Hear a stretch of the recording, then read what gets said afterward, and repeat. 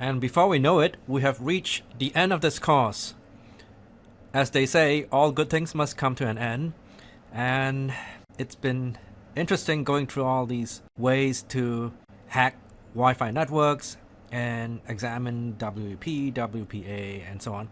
But now it's time to begin our wrapping up. And so I'll go through some summary and conclusions.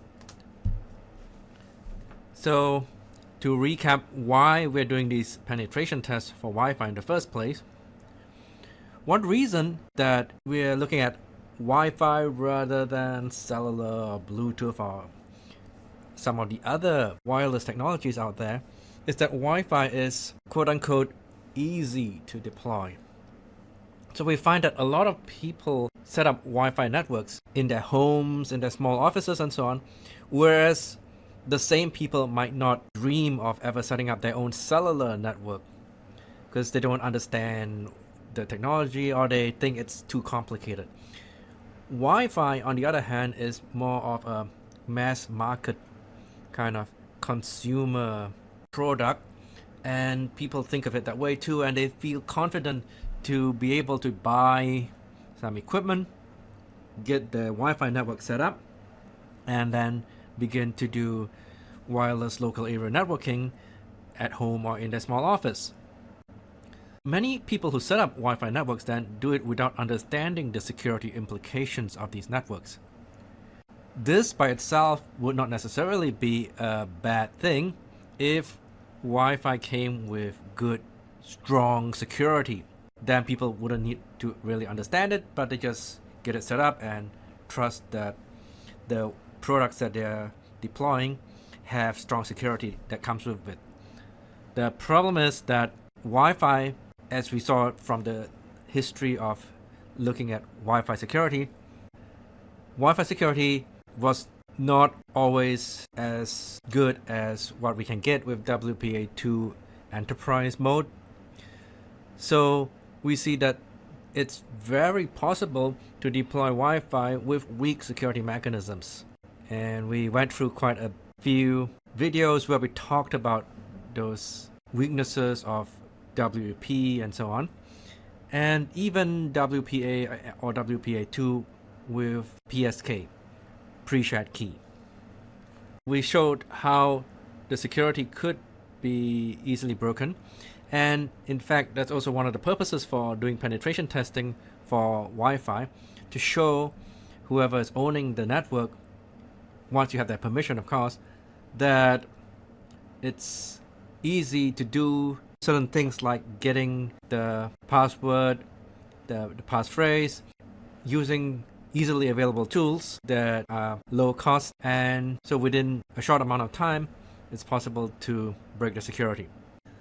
Having a demonstration of the security weaknesses sometimes helps people to realize that they need to do something about it, and then you can recommend better ways to secure the Wi-Fi deployment.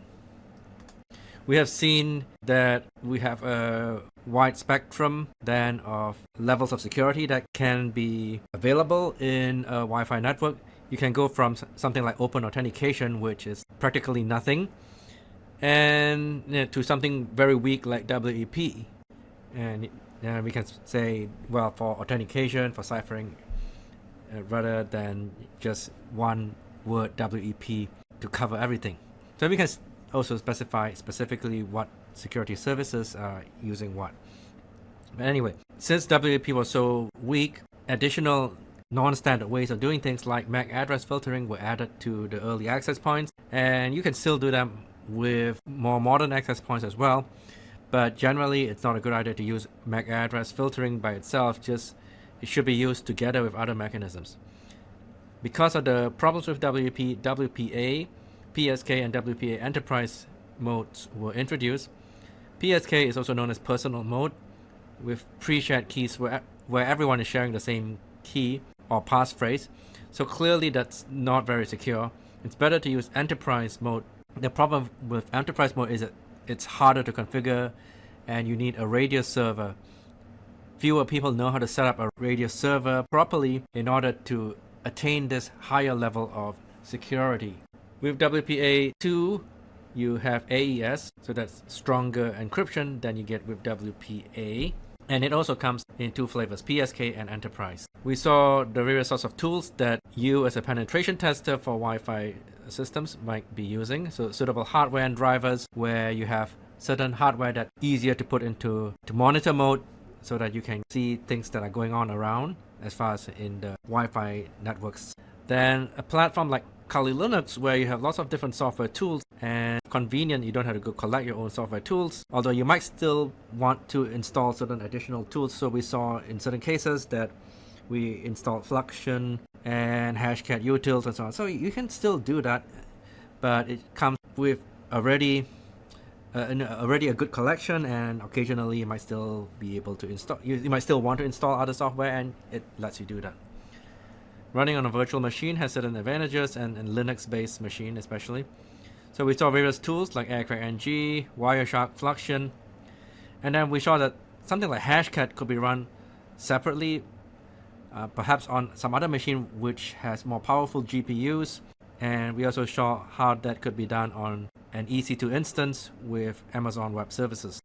Because generally your Kali Linux machine might not be having those really powerful GPUs.